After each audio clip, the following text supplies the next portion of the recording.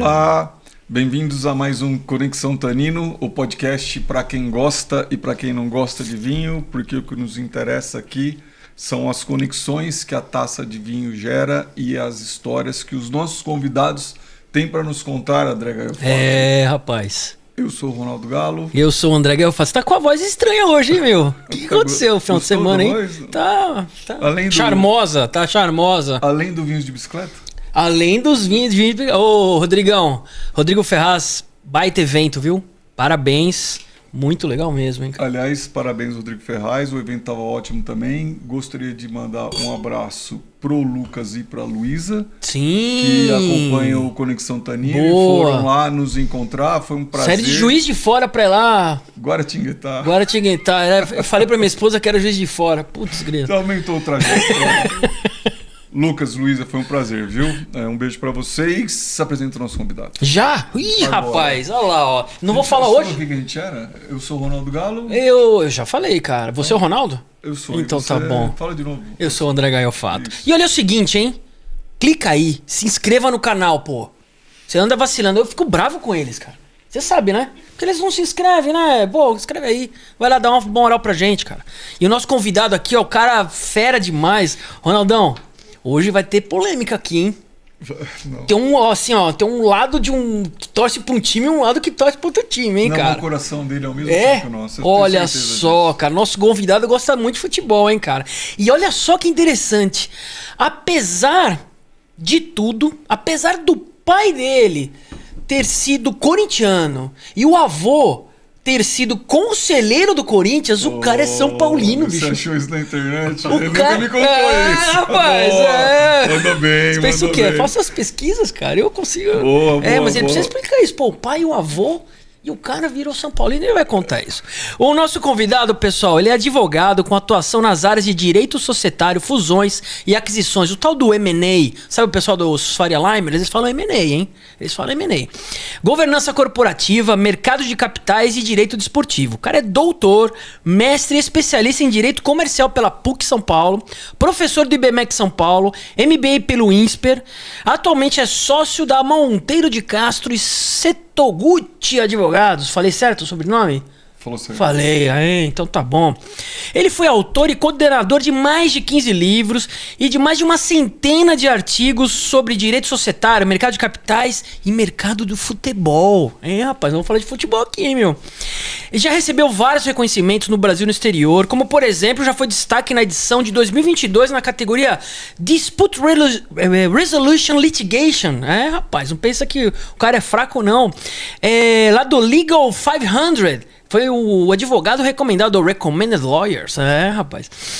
Também foi reconhecido nos anos 2020 e 2023 como um dos melhores advogados da América Latina pelo Best Lawyers.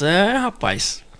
Fera, né? Muito. Putz grila, cara. Tô até preocupado aqui. E assim, advogado, eu vou ficar meio boiando aqui, hein? Boiando. Como é que vai ser? E ele foi idealizador da Lei de Sociedade Anônima do Futebol, coautor do projeto de lei 4.303/12, que institui o regime especial de sociedade anônima simplificada. Coautor dos projetos de lei, não vou falar os números aqui, vocês procuram lá também, que deram origem à Sociedade Anônima ao Futebol, o famoso SAF. E é o que nós vamos falar aqui. Além de tudo isso, o cara é apaixonado por gastronomia, vinhos, arte e, é claro, futebol. Seja muito bem-vindo, doutor Rodrigo Monteiro de Castro. Um prazer enorme. O cara da SAF. Obrigado. O Eu cara agradeço. da SAF. Eu estou até constrangido aqui com essa apresentação. Rapaz. Eu acho que meu filho não teria feito melhor. Nem meu pai, diga-se de passagem. Saúde. Aliás, ninguém teria feito melhor. Saúde. Saúde. Rodrigo, bem-vindo mais uma vez. É um prazer te receber aqui. E a gente agradece muito a presença. A gente vai ter bastante coisa para conversar. Antes da gente seguir com o Rodrigo, também queria mandar um abraço para Araceli e para o Rafael. Eles são da Castas Importadoras. A gente encontrou eles lá também. Eles estavam lá no Vinhos de Bicicleta. Festival Vinhos de Bicicleta. E a Araceli também, nossa seguidora, viu, André Gaio? Opa, eu Araceli sei. e o Rafael. Então, foi um prazer também o bate-papo de vocês. A gente conheceu muita gente lá. Eu vou parar de nominar, que senão a gente vai perder a entrevista com o Rodrigo só para ficar nominando os amigos que fizemos lá no Vinhos de Bicicleta. Mais um beijão para a série e para o Rafael. Rodrigo, a gente vai sair do futebol um pouquinho, rapidamente, e nós vamos começar com, né, o tema do programa. Ué. Qual que é a sua conexão com o vinho? Assim, quando que você lembra que você começou que a bebida, vinho, começou a te interessar? Ou alguma história familiar, um link afetivo? Ou quando você efetivamente começou a harmonizar vinhos? Eu acho que são dois momentos harmonizar diferentes. E degustar, né? Desculpa. Primeiro, eu morei fora do Brasil há alguns anos, seguindo o meu pai. E um tempo foi na França. E eu lembrava de ver meu pai, tinha 14 para 15 anos nessa época, e ele comprava alguns vinhos, comia, ele apreciava, não era um grande conhecedor, ao contrário, mas dava um valor àquela ritualística, aquele ritual.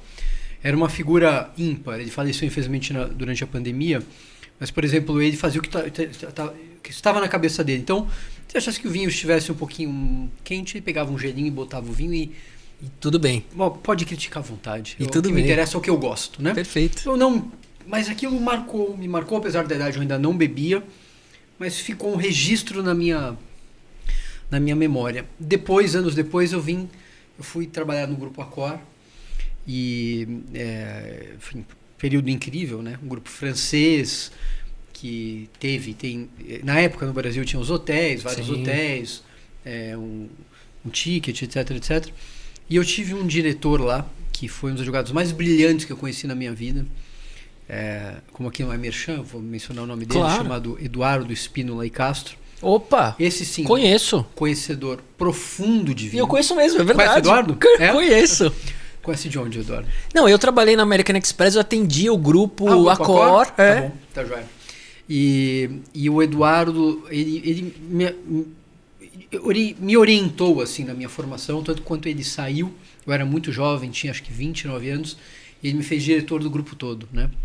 O que era meio que escandaloso, afinal de contas, ele com seus 60 bota um menino de 29 para cuidar de umas 50 pessoas mais ou menos ali. E desde cedo ele me chamava para almoçar. E inclusive com franceses, nós recebíamos muitos franceses. E toda refeição com ele tinha um vinho.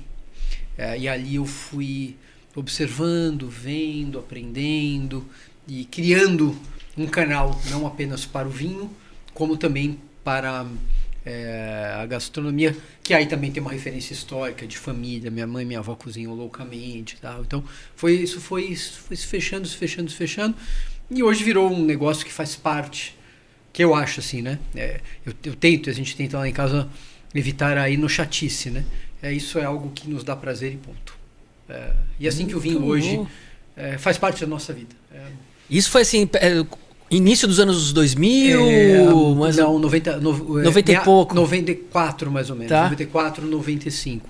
Não, e faz parte da cultura francesa, né? Eu Total. trabalhei muito tempo numa empresa francesa também. E assim, Qual empresa francesa? Sodexo. Claro, era concorrente da Accor. Trabalhei na Sodexo há muito tempo, que hoje é Pluxee. A Accor tinha o Ticket, a Sodexo. As duas fundaram no Brasil o sistema Ticket junto com a VR, né? Em 1976. Exatamente. Eu trabalhei na parte de benefícios. Tá. E assim, era super comum. Enfim, os franceses vinham muito pra cá. E assim, tinha que ter vinho. Conversa sobre vinho faz parte da cultura, né? Coisa que pro brasileiro ainda é muito... A nossa cultura é muito mais voltada pra cerveja, ou pra cachaça, qualquer outra bebida. E o vinho a gente ainda tá batalhando, né, nesse caminho aí do vinho. Mas eu acho que é um pouquinho diferente até, sabe? Eu acho que não se compara a nossa relação com cerveja e cachaça, porque Portugal, que tem muito isso também, o tomar um vinho não é um ato de... rebeldia faz parte. É inerente à sua... É o copinho sua ali condição. que o cara Exato, toma, né? Ele dá uma relaxada no almoço, então não tem esse excesso que a gente quer, ou aquele formalidade. Ele tá ali, toma numa boa, tal, tá aberto para experimentar coisas. Então a gente teve muitas experiências com os franceses que vinham. E é isto, quando eles vinham, eles gostavam, tomavam, queriam conhecer vinho sul-americano, eles falando de mais de 30 anos, mais ou menos, então eu acho que o fluxo era mais restrito, Então foi. Mas eu lembro que a primeira vez, estagiário que a gente me chama pra almoçar. Vou a um restaurante com ele com um executivo estava vindo pra cá. Primeiro que eu me senti assim com 2 metros de altura. Eu estava indo. Era um almoço corporativo. Estagiário, né? Restaurante, estagiário, não sei o quê. E com um vinho. Sim, quando eu voltei para o escritório, eu não consegui ficar. Porque eu não tinha o hábito de tomar um vinho no almoço. Eu inventei uma desculpa e fui para casa. O que foi preocupante é que depois de, 13 anos de Accor, eu tomava uma garrafa ou mais no almoço e nada. Eu falei, opa, acho que é melhor repensar um pouco os hábitos. Eu passei um pouco do limite e tal, e aí fui reequilibrando a situação. Que legal, cara, que legal. O Rodrigo já botou gelo no vinho? Não. Beleza. Curioso, né? Por exemplo, vinho branco. Eu não gosto de vinho gelado. Porque eu acho que rouba. Como cerveja gelada. Cerveja, na minha opinião. Tem que ter a temperatura certa. Gelada é cerveja ruim. Que você toma para esconder o sabor, né? Total. Quando a gente vai tomar uma cerveja. Se o Brasil fala, o inglês é diferente, né? Ele gosta de cerveja aqui. Não é isto. É que ali. Tudo bem que eu acho que tá até um pouquinho acima, mas. A gente tem um produto ultra saboroso, você consegue sentir, né? Vinho branco é a mesma coisa, né? O champanhe, a champanhe estupidamente gelada, você mata o produto, né? Você pega uma grande garrafa, sei lá, você vê aquela coisa esturricando, você fala, meu Deus, né? Então, tem que esperar, né? Eu prefiro até mais quente do que gelado. Mesmo branco. Mas você sabe que eu já coloquei gelo, viu? Tem um vinho, não, é verdade, que tá na própria indicação do produtor, que é um produtor de Provence, que é o Pisciny.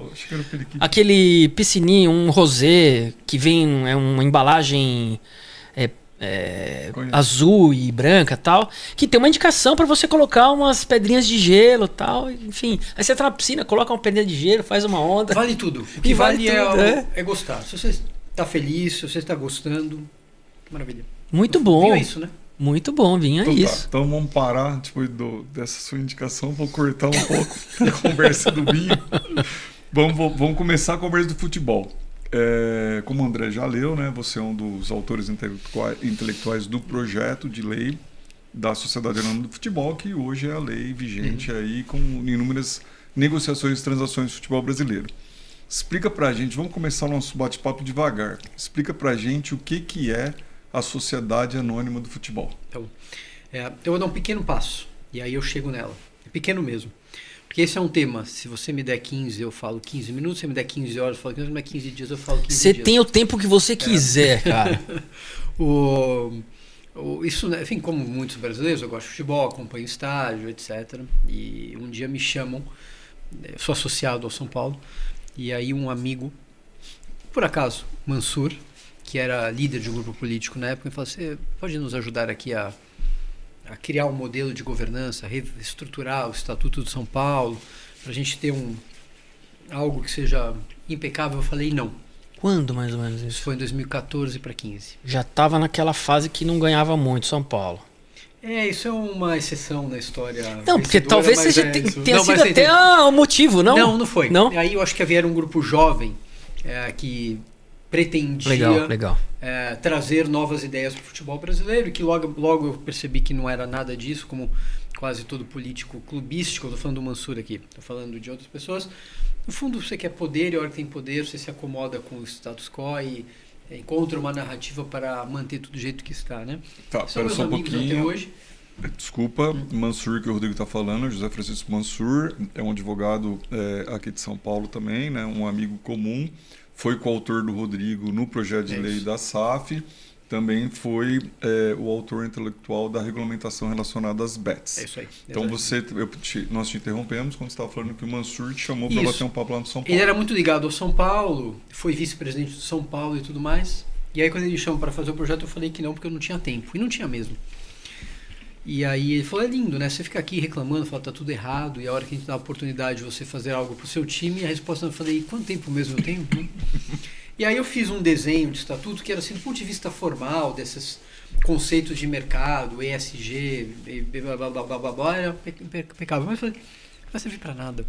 No fundo, a gente tem um sistema aqui associativo, que está, né, e vem atuando desde o século retrasado, que teve o seu papel na história, mas quando a gente olha para a atividade de futebol, que ela é global, ultra competitiva e demanda muito dinheiro, qual associação no planeta compete com uma companhia listada em bolsa? Posso fazer uma referência, né? Ou com uma grande companhia de capital fechado, mas que seja capitalizada. E você olha para a Europa, com exceção de Barcelona e Real, todos os times importantes são companhias, né? E aí que a gente entendeu que esses papos de governança, compliance, blá, blá, blá, blá, dentro de clubes, eles servem para sustentar um modelo histórico que, no fim, suporta ou faz com que os grupos de poder se mantenham. Um revezamento, mas eles se mantêm. E aí que eu fui estudar uns 25 países, mais ou menos, entender o que tinha acontecido na Europa, na América, na Ásia, norte da África, e comecei a pensar no modelo para o Brasil. Né? Como é que a gente vai fazer com que uma atividade que já foi motivo de orgulho deixe de ser o que é hoje. O futebol o que é? Gera crises, gera dívida e exporta commodity. Né? O brasileiro nem torce mais tanto assim para a seleção. Então, uma coisa cruel. Muito cruel. O se fez com uma atividade que é a atividade mais globalizada do planeta. Mais de 4,5 bilhões de pessoas acompanham o futebol. Há mais associados à FIFA do que à ONU. Sim. A final da Copa do Mundo são não sei quantos bilhões de pessoas. E aí eu cheguei à conclusão de que a premissa era tão simples. Né? O tal do ovo de Colombo, né? Tão simples. Tem que mudar o modelo de propriedade. Não faz sentido no século XXI propriedade de uma empresa que atua no mercado ultra competitivo estar ainda no patrimônio de uma associação sem fins lucrativos que não tem como se financiar. Por definição, uma associação não vai a mercado. Você não tem acesso ao mercado de capitais, ao mercado financeiro, nada. Né? Então esse é um mal. Sem que a gente se apropriasse, isso jamais esteve na nossa cabeça, tem que mudar o modelo de propriedade. O clube cria uma empresa chamada Sociedade Anônima do Futebol, transfere o futebol para lá e, em contrapartida, recebe as ações dessa empresa. É tão simples quanto isso. E aí quem vai jogar bola é uma empresa. Como jogam bola o Bayern de Munique, o Manchester, o Liverpool, e assim vai. E aí, dependendo da situação e da posição desta estrutura, você nem precisa trazer um investidor. Você pode ir a mercado, cria estruturas de capital que não necessariamente demandam uma venda de participação ou ingresso de acionistas. Mas como o futebol brasileiro estava numa situação e ainda está dramática, 11 bi de dívidas, etc., quase todos os projetos que aconteceram envolvem que modelo? O clube transfere ativos para uma sociedade anônima do futebol, vem o investidor, bota capital lá dentro, dilui o clube fica com uma participação, celebra um acordo de acionistas, esse acordo vai nortear a relação. E a nossa preocupação com a história e com a cultura era enorme, tanto que a lei estabelece uma série de prerrogativas para o clube como guardião. O clube é guardião da história e da tradição. Tu quer mudar de cor? Não pode. Quer mudar hino? Não pode. Quer mudar de cidade? Não pode. Não pode. Né? O que o investidor pode fazer no âmbito da atividade esportiva. Isso vem revolucionando o Brasil. São mais de 70 SAFs em 3 anos. O projeto foi aprovado. 70 SAFs? Mais de. Caramba, eu achava que era menos. Mais 10 encaminhadas. Times grandes, importantes. Cruzeiro, Atlético Mineiro, Botafogo, Vasco, Bahia. O Atlético Mineiro e tal. E que eu saiba, assim, importantes, tem mais 4 em andamento, né? Grandes. E vários Figueirense. Outros. A situação Figueirense é um pouquinho mais que eu conheço profundamente. Ali ela passou para a SAF, mas é uma situação difícil. Mas sim, Curitiba... Podemos segurar o do Figueirense para conversar depois? Porque você Podemos. Você torce Figueirense? Não torço não. Aqui todo mundo é corintiano. Aqui, inclusive eu queria entender se tem, porque assim, tá no sangue, né? Que história é essa? Que seu pai, seu avô era conselheiro do Corinthians e virou São Paulino? Uma vez meu avô não, olha que bobeira. Uma vez eu fiz uma live com o Juca Kfouri, né? Que é outro corintiano ilustre. Outro corintiano ilustre. Aí eu apresentei como... Eu acho, e falo isso o tempo inteiro, acho que um dos grandes jornalistas da história e um dos grandes brasileiros das últimas décadas, assim, né? O papel que ele vem exercendo, as lutas que ele vem lutando e, mais importante, poucas pessoas no Brasil entenderam como ele que o futebol é muito mais do que um esporte. A luta do Juca é por uma sociedade igual e para ele o futebol é um instrumento para a gente chegar a uma sociedade mais igual. E que tem que ser, né? Não é possível um país com tanta desigualdade. E aí eu disse, isso tudo, né, Juca, tendo escolhido o time errado. E aí ele vira e fala, imagina, como que pode pessoa assim, se tornar, torcer você sim pro time errado, né? Como, né? Aí eu virei e falei assim, olha, eu acho que é simples de explicar. É a evolução da espécie, né? Aí ele vira e falou assim, pois você nega, como é que ele falou? Ele falou assim, você evolução da espécie, e aí ele retruca com algo assim no sentido, bom, enfim, você soltou uma ótima ali, que eu estaria, né, ao contrário. Eu era a exceção à regra da evolução, então foi mais ou menos por Mas isso. como eram os domingos em família, pai, avô, num clássico Corinthians e São Paulo? Como é que era isso? Então, na verdade, seu pai pegou uma fase horrorosa, né? Que o São Paulo ganhava tudo e tal, e você já era São Paulino. O que aconteceu, né? Quando Nossa, eu era... Miller, aquela época do Vixe Maria. Então, quando eu era muito menino, assim, bem criança... tem uma história ótima com o Casagrande, inclusive, quando meu avô me levou ao treino. E eu adorava o Casagrande, né? O Casagrande era rock and roll, eu era rock and roll, o cara então era uma referência assim, né? Falei, vamos conversar com o Casagrande, eu vou contar essa Democracia história. corintiana. Isso foi nessa época. Eu estive com Sócrates e Corinthians ali no estádio. No estádio não, né? Na fazendinha ali. Né? Estádio, pô. Meu filho joga lá hoje, ele joga no Corinthians, pô. Hoje não dava pra brincar porque tem um estádio ali, né? Que bem que não é de vocês também, né?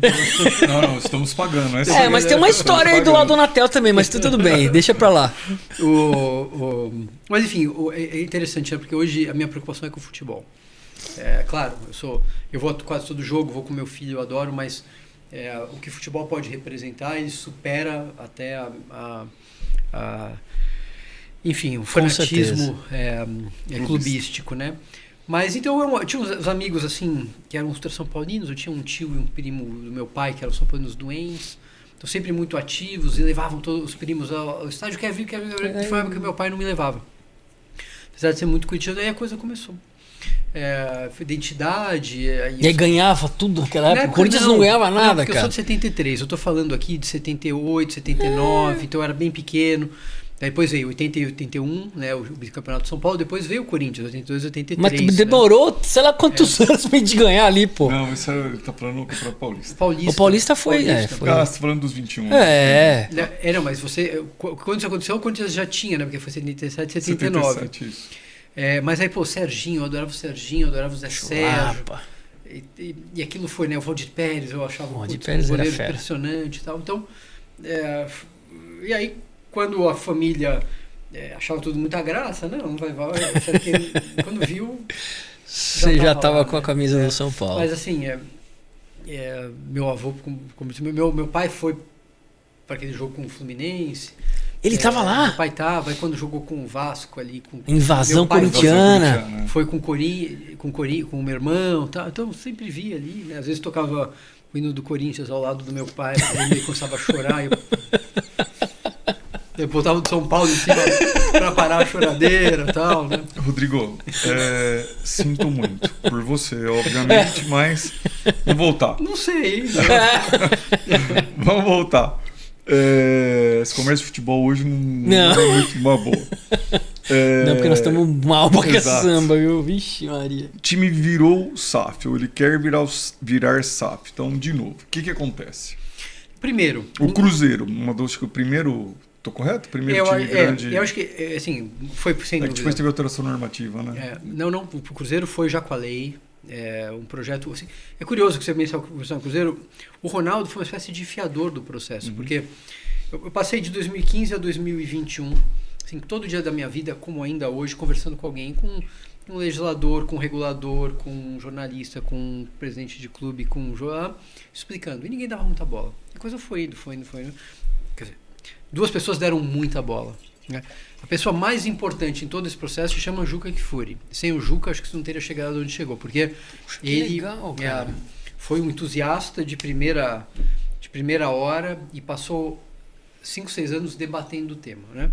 Curioso, eu não conheci o Juca, e aí me deram meia hora num almoço, rápido, porque ele tinha um compromisso, porque eu queria pedir para ele fazer um prefácio de um livro, cujo título é Futebol, Mercado, Estado, e que mais ou menos o mote do prefácio dele seria: a solução do futebol é o mercado. O Juca guiou para o Marighella. Né? Então, caramba. Eu acho que eu adorava o Juca, né? Como personalidade, como figura, como, de novo, como ser humano, preocupado com igual e tudo mais. Bom, esse almoço durou umas 3 horas e meia. Eu desmarquei minha reunião, ele desmarcou o que tinha que fazer. Foram umas 3 ou 4 garrafas de vinho. Saímos no final, ele me deu um abraço e falou assim: eu escreverei, a solução do futebol é o mercado. E a partir daí ele teve um papel assim absolutamente fenomenal e fundamental. E o outro, em escala menor, mas que também foi muito importante, foi o Guilherme Afife Domingos. E vejam como é interessante o futebol, porque ele transcende, né? Que são pessoas, e até em momentos assim de tensão, aliás, como vivemos hoje, posições opostas que deixaram, né?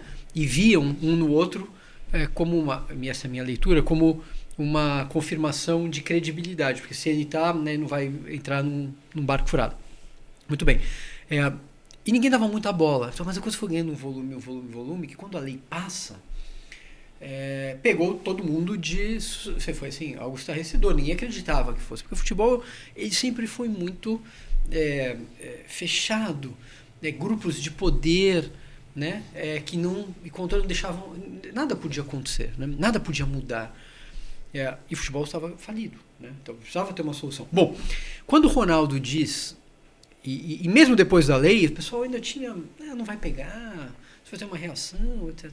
Quando o Ronaldo, depois de falar, eu faço meus investimentos fora do Brasil, mas o Brasil não, porque não tem lei, e ele anuncia que compraria o Cruzeiro, assim, foi uma sexta-feira, final de sexta. No sábado e domingo, eu atendi umas 20 ligações de pessoas de mercado que o que está acontecendo, né? E aí, depois do Ronaldo, vieram vários Botafogo, etc. Então houve um movimento. E o Ronaldo já tinha experiência porque ele já tinha comprado o Valladolid lá na Espanha, né? E tem um time de executivos, né? Agora foi se desintegrando, sensacional. Inclusive com jogadores como o Paulo André, né? E o Gabriel, que é o CEO, hoje está no Curitiba e tudo mais. Mas, então, basicamente, o que acontece, Ronaldo? A gente, depois de abandonar uma ideia, uma megalomania, que era vamos criar um novo tipo de empresa, tudo novo, que vamos pensar desde a origem, a gente falou assim, o Brasil tem um diploma, né, que é o diploma da Lei 6.400, a Lei da 6.404, que é a Lei das Sociedades Anônimas, com 50 anos quase, uma doutrina mais ou menos bem conhecida, e as divergências a gente já conhece, uma jurisprudência. Se a gente for inventar tudo do zero, vai ser uma loucura. Então, a nossa base é isso aqui. Já de um caminho estabelecido. Que é uma espécie de porto seguro do mercado. Perfeito. E o que a gente vai fazer? A gente vai criar certas regras que se aplicam só para o futebol. Então, a gente vai conectar o que é a SAF. É um tipo de sociedade anônima que se rege pelas leis básicas e mais algumas leis que nós pensamos só para o futebol. Entendi. Então, se nós quisermos constituir uma SAF para basquete ou para desenvolver uma atividade gastronômica, não podemos. É monotema. Só futebol. Interessante. E aí conectamos dessa forma, que trouxe uma perspectiva de segurança enorme. Eu conheço a companhia, o investidor conhece a companhia, eu não gosto da companhia. Só temos que entender como é que vão funcionar essas poucas normas contidas nessa lei, que é o que a gente está fazendo agora, estruturando. Então, uma SAF é uma sociedade anônima, que é necessariamente constituída, partindo da premissa da existência de um time, de um clube, por uma deliberação do clube. Então, quer dizer que os associados, eles se reúnem em assembleia e decidem, conforme uma proposta, criar uma empresa a SAF ou não. Então tem uma estrutura de peso e contrapeso. Se um administrador quiser e o associado não quiser, não constitui. Tá? Então ele delibera. Eu aprovo. Claro que o projeto é feito pela base, pela administração e tudo mais. Isto feito, nasce uma empresa que na origem o clube vai ter 100% do capital, como eu falei. Depois essas modificações acontecerão em função do projeto que for feito. Por exemplo, o Flamengo. O Flamengo ele pode facilmente constituir uma SAF pelo tamanho que tem, pela receita que tem, pelas perspectivas que tem, e trazer um investidor minoritário, ou nem trazer um investidor. Ele vai ao mercado, emite títulos de dívida, constrói o estádio que ele quer construir. Então a perspectiva dele é diferente da perspectiva, sei lá, do Botafogo, que quando vem o investidor, ele mal pagava a conta de luz, elas não pagavam a conta de luz. Né? Então ali era uma terra arrasada. Né? Então o processo é um processo que nessa situação o investidor vai ter muito mais poder do que terá numa... É como uma empresa normal. Né? Mas isso significa que o clube ele pode flexibilizar a forma que ele vai utilizar a SAF? Ou seja, eu, clube, quero ter, sei lá, 51% da operação e quero continuar mandando aqui, independentemente de ser uma sociedade anônima. Ou não, enfim, quero fazer um IPO, quero fazer... Isso é factível? Essa é a beleza da lei, que a gente chama de uma espécie de Lego. Legal, né? Então, sim, primeiro, a lei não obriga, vai quem quer. E vai da forma que der. Agora, se você chegar, por exemplo, assim, às vezes liga um presidente de um clube, uma situação terrível, não tem fonte de financiamento, crise, penhora, e você fala assim, olha, eu queria, meu sonho é achar um investidor, mas eu quero ter 51. Aí você olha para os números e fala assim, cara... Não vai dar, né? Tem como, né? Então, a resposta à sua pergunta é sim.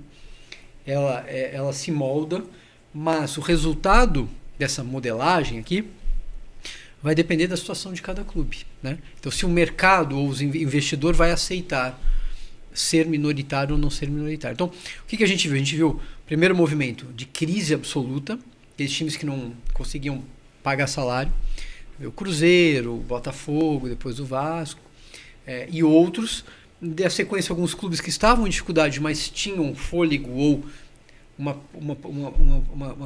potencial condição de aguardar um determinado, como o Atlético Mineiro, etc. Bahia, que fez um projeto incrível, né? E agora a gente caminha para testes. Então o Fortaleza tentou recentemente, eu ainda acho que vai caminhar, fazer uma operação em que o clube ficaria, acho que com 70%, 80%, 90%, né? E um grupo menor ficaria minoritário dentro dessa estrutura. Então tudo é possível. Tudo é possível. Entendi. Agora, impressão minha, não sei se eu tô, enfim, se eu entendi direito ou não. Começou de certa forma lá no São Paulo. Pois é, começou, a ideia surgiu, isso está no Futebol Mercado Estado, no livro que o primeiro livro sobre futebol, são 5 livros já. Nessa série de futebol, não de societário, direito comercial, que é o que eu faço, e a gente explica a origem. Então, sim, nasce no São Paulo, em que a gente queria criar um modelo para o São Paulo. O São Paulo rejeita naquele momento, mas independente de rejeitar ou não, da forma como a gente havia proposto, era mais uma reforma de governança de um clube. Descobriu que o negócio era maior do que era um muito time. Maior. Sim, o futebol, ele, além da importância esportiva, que é inegável, ele tem uma relevância, ou deveria ter, num país como o nosso, tão desigual, em que as bases, quando olham para cima, vem poucas perspectivas, né? Quais são as perspectivas?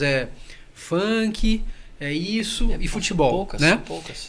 A educação, que eu acho que a gente tem que fazer uma revolução educacional, como aconteceu. A Coreia fez. Exatamente. Ela precisa ter uma convergência nacional ou um líder que consiga Educação é tudo, convencer, cara. E não pela imposição, afinal de contas somos todos democratas, mas convencer, né? Não impor, mas convencer a relevância de um projeto que vai mudar as relações de desigualdade. acho que um projeto de educação profundo, naturalmente, ele vai fazer com que privilégios sejam questionados. Coisa que no Brasil não se quer fazer. Por que a gente nunca fez? Tão simples quanto isso, né? Então, eu fiz uma live com o Lugano, lá, estava contando para vocês que durante a pandemia eu fiz 100 lives. Um dos entrevistados foi o Lugano, que é uma pessoa incrível, né? E o Lugano teve, acho que o segundo emprego mais importante do país, né? O primeiro é o presidente do Uruguai, o segundo é o capitão da Celeste, né? E o Lugano, ele falava disso, assim, países africanos, países sul-americanos, há certas atividades que elas poderiam ajudar numa grande transformação social e econômica. A gente pensar o que o esporte representa nos Estados Unidos.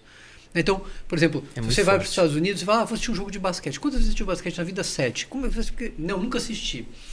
As pessoas vão, elas curtem o espetáculo, tudo. Faz parte. A gente vai para o Rio de Janeiro e quase ninguém pega ou se preocupa, será que tem um jogo do Flamengo? Ou vem de lá para cá? Não, o cara quer ir ao mar, as coisas aqui, mas esse jogo do São Paulo é muito raro, do Corinthians, Palmeiras, tanto faz. E olha, é a atividade mais global do planeta. Então, e mais, o futebol não envolve apenas 11 ou contra 11, é toda uma indústria.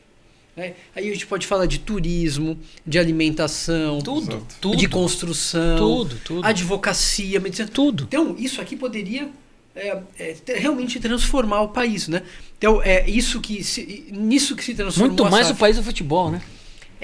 Você tem mais uma pergunta? Eu tenho várias, cara. Eu já anotei aqui várias. Você tem várias, mas eu acredito que... Mandaram? Não sei. Tem gente que parece que tem preferência. Algum seguidor? Vamos ver. Algum seguidor mandou uma pergunta pra gente? Vamos lá, Iago. O Rodrigo, mandou? Vamos ver Se tem algum seguidor aí.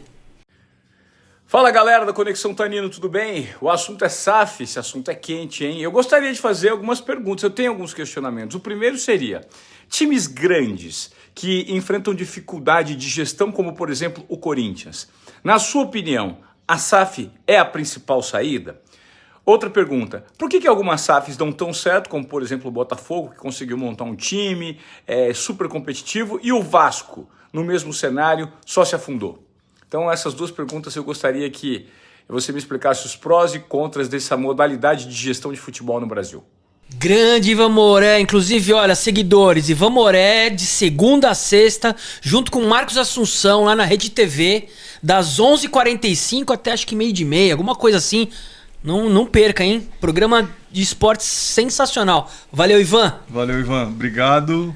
Vamos lá. Acho que é a pergunta que você mais recebe, né? Não, mas as perguntas são ótimas e acho que são relativamente fáceis de responder, na minha opinião. Vou começar pelo Vasco. Assim, acho que nada, em nenhuma atividade humana, você vai ter 100% de acerto. Tem acertos e erros, né? Em tudo. Vai ser desenvolvimento de um medicamento, você vai compor uma música. Teremos SAFs bem-sucedidas e SAFs não tão bem-sucedidas. É natural. Num hipotético campeonato com 20 SAFs, 4 vão cair. É verdade.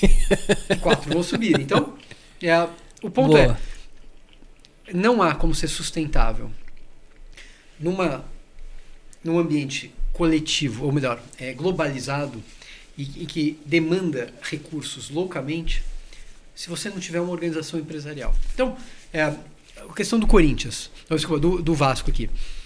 Eu discordo do Ivan que o Vasco não deu certo, né? Primeiro, quem conhece projetos de fusão e aquisição sabe que eles levam geralmente um tempo para amadurecer, né? Isso vai acontecer com SAFs. Você tem uma curva de aprendizado que o torcedor não tem paciência, mas a hora que a coisa... O torcedor é imediatista, cara.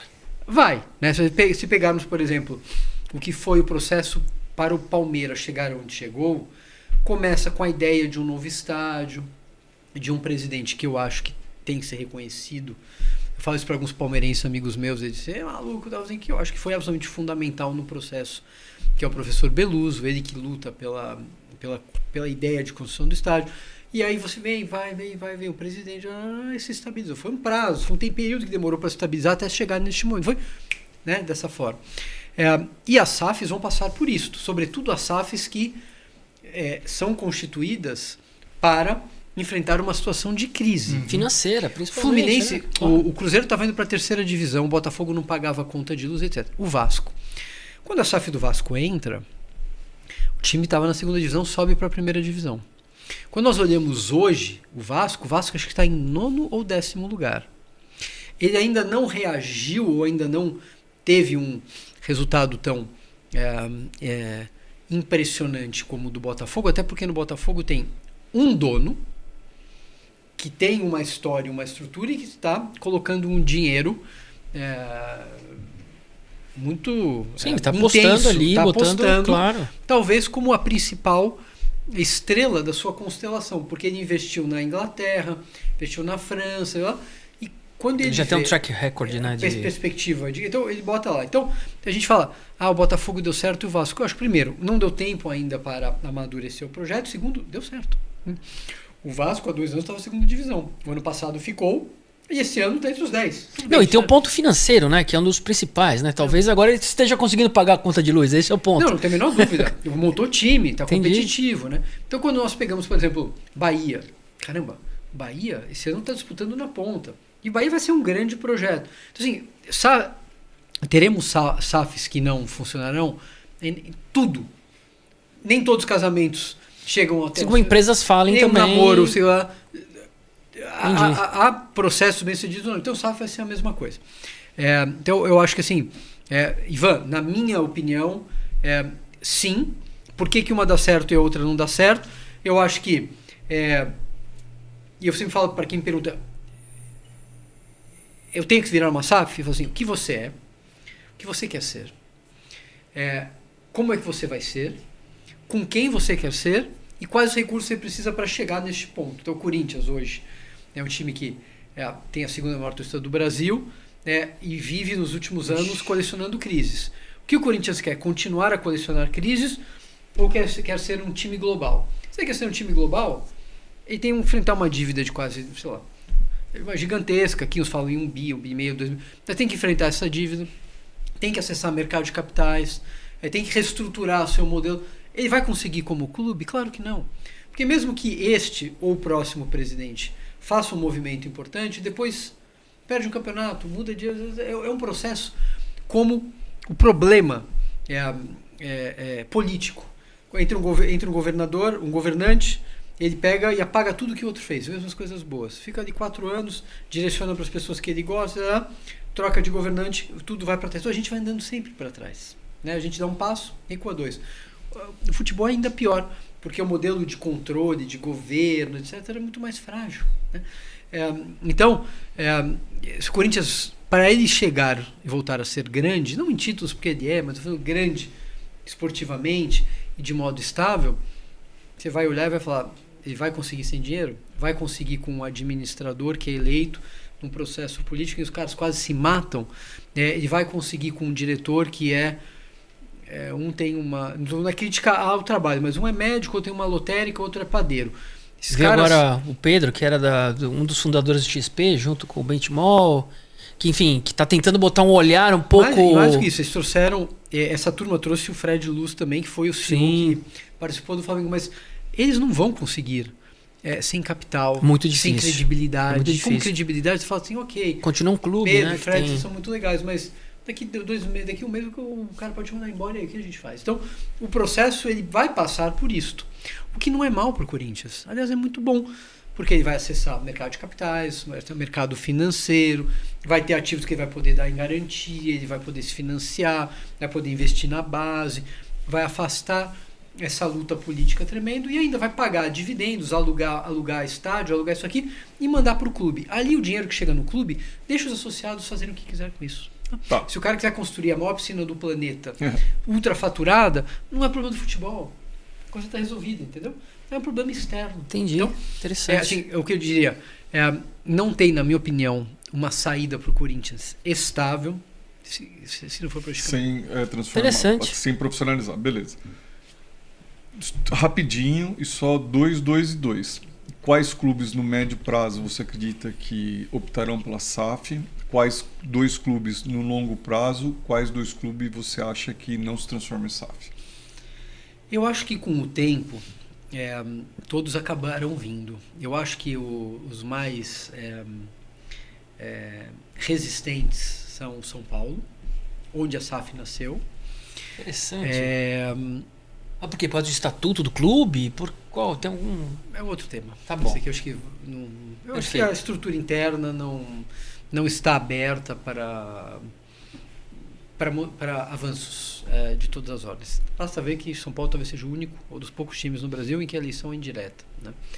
Você não vota para presidente, você vota para um conselho.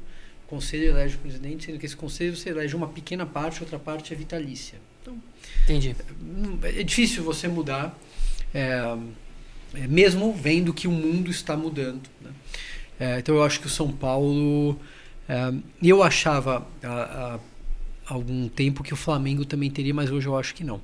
Eu acho que o Flamengo já viu que ele é grande no Brasil e grande na América Latina, mas ele não vai ser grande no mundo se ele não der um passo. E esse passo vai exigir uma reformulação de governo e de acesso ao mercado de capitais. Aí sim, vai ser péssimo o futebol latino-americano, porque vai ganhar tudo, quase tudo, como já é. Você faz o Flamengo, tudo bem, está em quarto, quinto. Se a gente for pegar uma curva histórica, o Flamengo fatura um bi 300 e 400. Né? Pegar a receita recorrente de São Paulo, uns 550, 600. Cada 2 anos e meio, assim, a gente precisa de 2 anos e meio para fazer um ano deles. Então, a distância é muito grande. Eles contratam.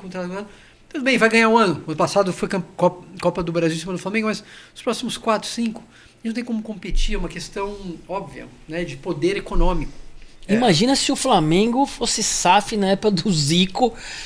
Flamengo, meu Deus do céu. Passagem, né? O Rodrigo está trazendo muita informação importante. Ele trouxe só uma equivocada, vou corrigir. Corinthians não é a segunda maior torcida do Brasil, nós somos a maior torcida do Brasil que torce para um time só. Exatamente. Não é isso? Eu tô e correto, localizada. Eu tô correto nessa totalmente localizada.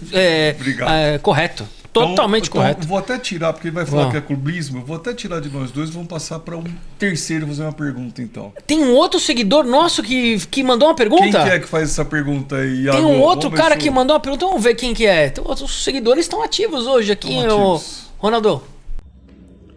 Caro doutor Rodrigo, aqui fala Marco Aurélio Cunha, que hoje por acaso está trabalhando num clube SAF, o Figueirense Futebol Clube. E a minha pergunta é a seguinte: os investidores que vêm através das SAFs procurando sanar as dívidas caóticas dos clubes brasileiros, serão capazes de compreender o que é o futebol? Serão capazes de gerir o futebol da mesma forma como gerem os seus fundos? Ou eles serão contaminados pela mosca azul da popularidade, do desejo de comandar uma equipe de futebol, de dar palpites, de contratar e descontratar? Será que eles saberão fazer isso? Ou nós só estaremos trazendo um novo tipo de pessoa com o mesmo comportamento, apesar de SAF? Um grande abraço. Grande Marco Aurélio Cunha. E obrigado, Solon, o irmão dele aí que ajudou a gente. Vou interromper, então. Eu também queria mandar um abraço pro Solon. Obrigado. E eu vou precisar voltar a analisar isso na terapia, porque a gente só traz gente que judiou da gente. A gente trouxe o Hernanes, que eu já falei pro Rodrigo. Eu sofri muito na mão do Hernanes. Nossa senhora.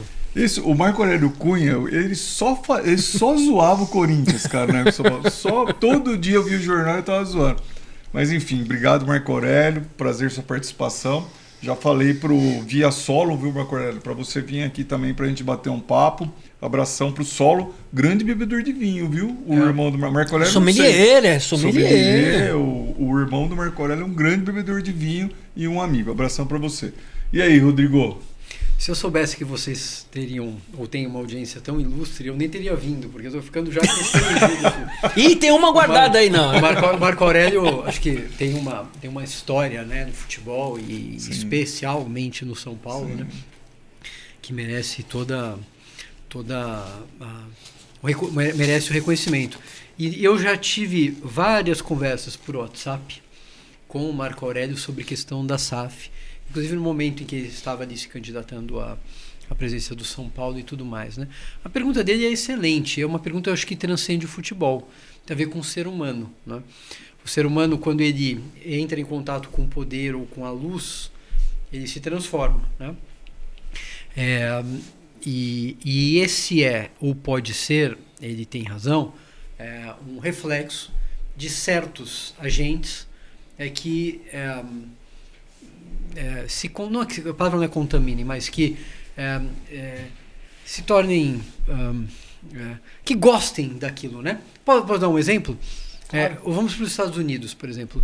O sujeito fica bilionário vendendo copo, produzindo esfirra, qualquer coisa, e ninguém dá muita bola para ele. Tem bilionário em tudo quanto é lugar. Isso faz parte da cultura americana, né? Ascensão. Isso aí. Quando é que o cara vai, de modo geral, ser percebido pela grande imprensa, pela população, e vai ser admirado? Quando ele se mete em entretenimento, esporte, essas coisas. Aí, né? E nós temos esse exemplo no Brasil, que é um exemplo ultra bem sucedido. A Leila é uma mulher que tem uma história, né, empresarial. Ela era bem sucedida. Quem a conhecia? Ninguém. Né? Quando ela entra no Palmeiras e faz esse trabalho, que é um trabalho magnífico, ela hoje é uma celebridade. Absolutamente todo mundo conhece a Leila. E mais, as pessoas admiram e querem conhecer. Um amigo meu, uma amiga minha, que faz parte do Conselhão do Lula, me disse que quando o Conselhão se reuniu pela primeira vez, formaram-se basicamente duas filas de autógrafo ou de cumprimento. Uma era do Lula e outra da Leila. Eu não vi, foi uma amiga Sério? que faz parte que me disse. Porque ela tem... Caramba! Então, eu acho que respondendo a pergunta do Marco Aurélio. Em primeiro lugar, e isso é muito importante, né? O mundo é muito líquido. Então, há investidores de todos os perfis. A pessoa física, pessoa jurídica, o fundo, aquele que a gente chama de abutre, que entra, o cara que tem mais longo prazo, o que está pensando estruturalmente, o que quer montar um grupo de empresas. Então, é muito importante, e que eu digo para todo mundo, você precisa entender quem virá para cá. Você tem que ver se ele, na sua forma de agir, de ser, na sua história, ele tem uma cultura mais ou menos parecida. Porque se você é uma cultura mais tranquila, às vezes vai pegar um cara que é ultra, não vai funcionar. Então, primeiro, esse encaixe de culturas precisa acontecer.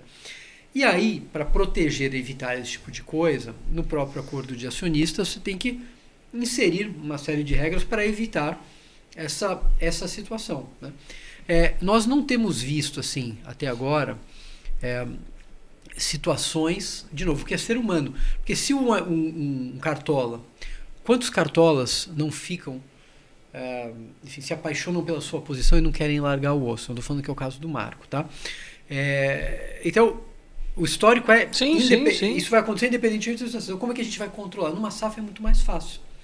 Porque se a coisa não funciona, o acionista tira o executivo que está lá, o acionista minoritário geralmente tem poder para poder pedir, se o acordo estiver bem negociado, troca, etc. Num clube não tem como. Por quê? Porque o cartola ele se apropria. Ele fica anos, décadas, sai, bota no lugar dele, volta, etc. E dentro de uma estrutura que ele não coloca R$1. Qual presidente de clube colocou dinheiro para ser o dono de fato de um clube? Nenhum. Então, eu acho que esse conflito que o Marco menciona é um risco, mas eu acho que um risco menor, muito menor do que o risco do cartolismo. Por quê? Porque aquele cara tem muito a perder. Ele tem o investimento dele, tem o investimento do sócio dele, tem a reputação dele, tem a credibilidade dele, e tem algo que não é simples de dar. Se ele vai bem, maravilha. Se ele vai mal, a torcida vai à casa dele ali na frente ameaçar os FIIs. O Ronaldo falou, eu cansei, fui ameaçado. Minha família foi ameaçada. Tá? E olha o que ele fez, onde colocou o Cruzeiro. Então eu acho que você tem um lado bonito, mas tem um lado complexo deste negócio. É uma questão de equilíbrio. Então acho que sim, teremos pessoas que vão ficar encantadas com a luz e podem causar mal. E aí o acordo tem que ser muito bem feito para poder... como não só aqui, né? Quantos executivos de grandes companhias, de startup, o cara vira e, né, você vê na televisão, etc. Então, de novo, nada com certeza do que não acontece na vida real. Aqui a gente está trabalhando desde o início para montar essa estrutura, né? E o Marco, acho que ele está vendo isso, né? Hoje ele está no Figueirense, é uma SAF, e ele deve estar lidando ali com seus investidores e até onde eu sei, não vejo nenhuma pessoa querendo ali se sobrepor ao que é o clube e tal. Eu conheço um pouquinho a situação do Figueirense, então não vou falar assim com mais autoridade. Por isso que eu tinha Muito falado para falar do Figueirense depois, a gente sabia que o Marco Aurélio ia falar, mas vamos fazer uma mudança aqui no assunto. O que você achou do nosso vinho aqui, Rodrigo? Você sabe que eu esqueci do vinho, né? Nós sabemos que você esqueceu do vinho, nós sabemos. Não, uma vez... Sabemos bem, viu? Não também nem e até porque... Vou até pegar outra taça já, porque nós vamos falar desse vinho. Ontem foi o final de semana, foi um final de semana de um pouquinho mais de excesso, então eu ainda estou... Mas eu gostei. Comedido. É bom vinho. A escolha foi de quem? Quem escolheu esse vinho? O André escolheu os dois hoje. Eu não sabia, não tinha referência. Falei, Ronaldo, e aí? Como é que é? Vinho simples, vinho médio, vinho de alta gama, vinho branco, novo mundo, velho mundo. Mas quem vai falar isso não somos nós, né? É o nosso convidado. Nosso Mas aí convidado. eu tenho a prerrogativa da recusa, né? Como convidado eu posso dizer, me ensinem sobre vinho, por favor. Não, de forma alguma. Não, mas assim, o que você achou do vinho? Enfim, Gostoso. Não tem, tecnicamente, a gente não tem nenhum, enfim... Só pra você ver o que você achou, se você acha que é de algum lugar, se você acha que é tipo de vinho, enfim. Com toda a sua habilidade, porque a habilidade dele é desde quando ele é estagiário, né? Lá atrás, hein? Pois é, mas aqui já é mais complexo, né? Mas ser surpreendido com essa ideia de... Uma vez, eu fazia parte de uma confraria, que era uma confraria assim meio... Uns advogados, assim, todos bem sucedidos e tal... Se encontravam ali no Maxud, ou no Maxud ou no Santo Colomba. Sim. Né? E aí um amigo me convida e fala assim, mas é toda reverência, porque afinal de contas é muito difícil para entrar, tá? Putz, eu fui, o que eu faço? Leva um grande vinho aí, né? Para fazer sua introdução. Foi no Santo Colomba. E aí eu tinha acabado de voltar da Hungria. E eu levei um super tocar e tal. A gente 6 plutônios. Abrimos ele, enfim, ele estava aberto, tudo uau. E aí me disseram, o meu amigo virou e falou assim, o Glauco, né? O Glauco Guerra Advogado, assim, falar para você voltar, que você pode participar das próximas. Que maravilha, me senti orgulhoso fui aceito ali. Eu participei de 1, 2 e fui para o Uruguai a trabalho. Eles não sabiam. E eu me encantei, isso tem uns 15 anos, eu me encantei com os vinhos uruguaios, assim, naquela época, acho que o Novo Mundo, talvez, na América do Sul não tinha nada, e não tem para mim nada parecido, 15 anos. Acho que a Argentina está num processo evolutivo incrível, mas eles me encantaram, os vinhos uruguaios, né? Especificamente os tanás, a bolsa das... Não só taná, eu tenho um que chama Casadeicas, por exemplo, que Deicas, faz um corte quase... como fala, bordalês, né? Melhor degustação da minha vida. O que? Casadeicas. Fui pra lá também, fiz uma degustação sensacional. Então, gosto muito dos vinhos da Deicas. Eu não conhecia. Já vou te ajudar, eu quase trouxe o Deicas, mas eu não trouxe. E aí era um corte meio de Bordeaux com uma parcela de taná, etc. E eu trouxe vários vinhos, né? E aí a gente vai pro jantar de final de ano no Maxud Plaza e cada um tinha que levar um vinho fechado. E eu tava com uma fama. Falei, esse eu trouxe de viagem. Então, já foi para Hungria, agora deve estar voltando da... E aí passa o meu vinho e tal, não sei o quê. Aí um confrade, ele falou, isso aqui para mim é um vinho uruguaio. Aí o nosso decano virou assim, você é uma vergonha. Como assim? Você não deveria sentar à mesa. Como pode? Você acha? Vinho uruguaio. Isso aqui é papapá e vai. Cada um começa a falar. Cada um viaja. E aí eu fui me encolhendo ali na mesa, tá fazendo eu resisti ao teste do tocar e agora nesse... E era uma família Deicas. E quando eu abri assim, eu fiquei constrangido, o decano mais ainda, todo mundo naquela situação complexa. Mas acontece muito isso, né? Dependendo de onde é o vinho e tal. Como no Brasil acontece muito, né? Tem vinhos excelentes no Brasil e existe um pré-conceito de que porque é brasileiro não pode ser um vinho bom, né? Enfim. De fato, a Deicas tem alguns vinhos que eles fazem que é uma expressão do terroir local e alguns que eles remetem assim uma expressão do terroir europeu. É o grano ou cru, alguma coisa. Bem interessante. Mas eu gosto bastante dos vinhos da Deicas. E tem outra, né? Eu acho que o vinho mudou muito hoje. O terroir não conta tanto, porque o processo, a tecnologia... A tecnologia ajuda demais. Né? O terroir faz aquela diferencinha, mas a tecnologia... Eu não tô elogiando, mas o fato é que você vai à Bolívia, tem vinhos ótimos, vai ao Brasil, tem vinhos ótimos, vai à China, tem vinhos ótimos. Mas você acha que esse vinho... Pera, você acha que esse vinho é da onde? É Novo Mundo ou Velho Mundo? esse vinho. Agora eu já vi aqui. O cara já viu agora, velho mundo ou novo mundo? Agora ele já sabe que é velho mundo, né, pô? É velho mundo, é um vinho branco. Que é esse daqui, André Gaiofato? Pô, é um Verdicchio, da uva Verdicchio, um Garofoli italiano, um clássico, que inclusive foi indicação do grande sommelier Vinícius Santiago, lá da Gran Cru.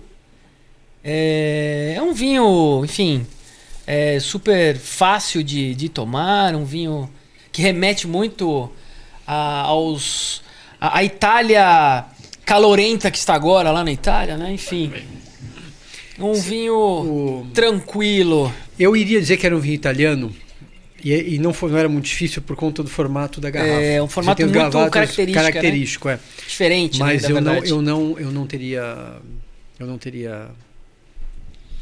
a bola não teria batido na trave. Eu gostei bastante da cor do vinho. Ele tem uma acidez bem interessante, especialmente no retrogosto. Eu achei ele leve. E água aqui, né? Frutas amarelas.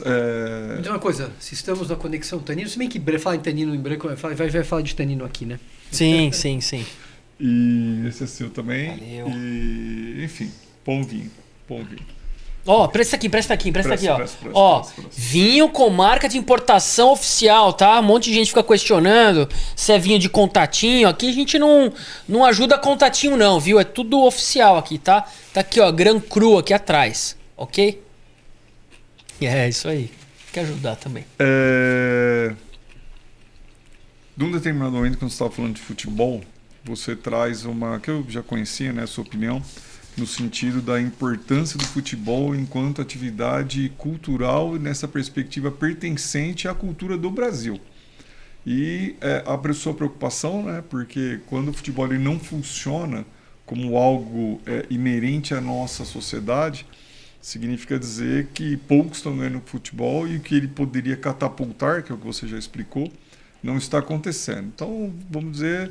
acho que a gente poderia dizer que o futebol é uma arte que pertence à cultura brasileira, né? O esporte, de uma forma geral, acho que quando a gente conversou, você trouxe a perspectiva do esporte. E o vinho? O vinho é arte? Então, e ele tem um pertencimento à cultura nacional?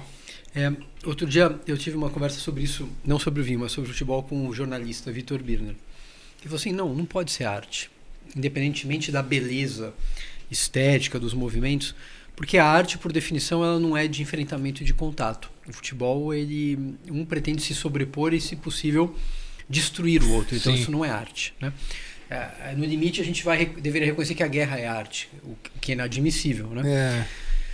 Então, a questão do futebol, eu já venho aqui para o vinho.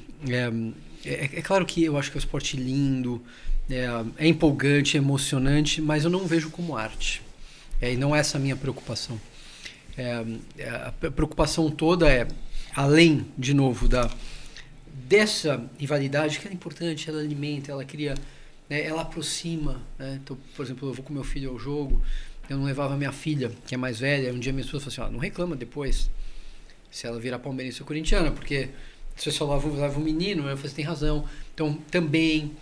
Eu levo esses dois viajam comigo, a gente vai assistir jogo fora de São Paulo. Quantos anos? Brasil. Hoje a Olivia está com 15 e o João está com 13. Mas no final das contas a gente tem que ver como as suas características, né? Essas três, para mim, característica esportiva, social e econômica, podem transformar esse negócio.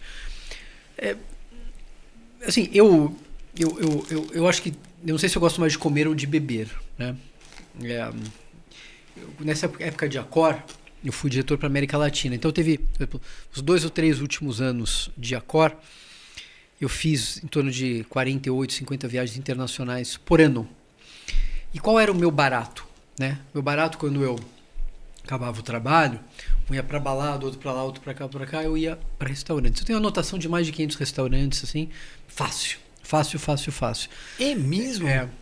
Vale um livro isso aí, hein? Então, eu já comecei a escrever, já fiz...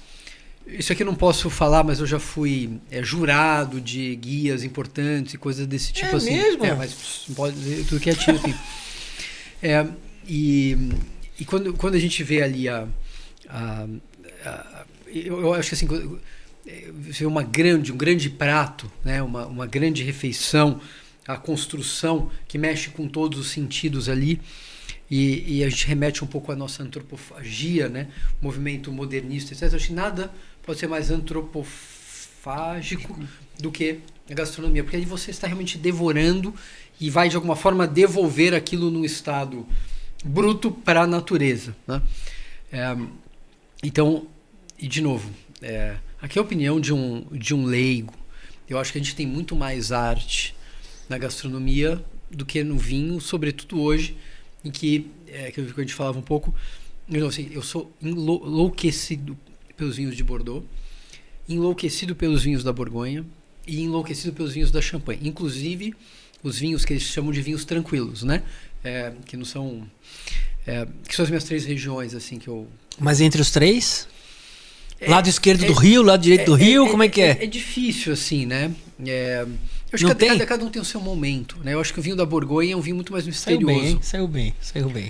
Mas é verdade, o vinho da Borgonha é muito misterioso, né? Cada garrafa, cada safra...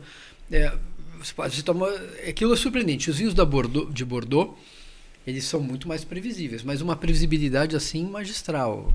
Se eu tivesse que escolher, eu acho que eu iria mais... Assim, seus últimos vinhos, acho que seriam vinhos de Bordeaux para mim. E espumante, assim, eu tenho uma certa resistência com espumante, exceto champanhe. E assim, das poucas coisas que eu acerto, talvez eu não sei de onde é, mas eu sei que não é champanhe. Porque eu morei lá e depois meu pai veio, eu sempre tomava muito champanhe. E lá o terroir faz muita interferência. Mas eu acho que, exatamente, mas mesmo assim, a gente consegue, eu acho que, acertar e padronizar um pouquinho, né? Se é arte, eu não sei se é arte, eu não me sinto intelectualmente capaz de entrar numa discussão se isso aqui é arte ou arte, mas eu digo o seguinte, que uma taça de vinho, ela transforma o ser humano, né? Eu acho que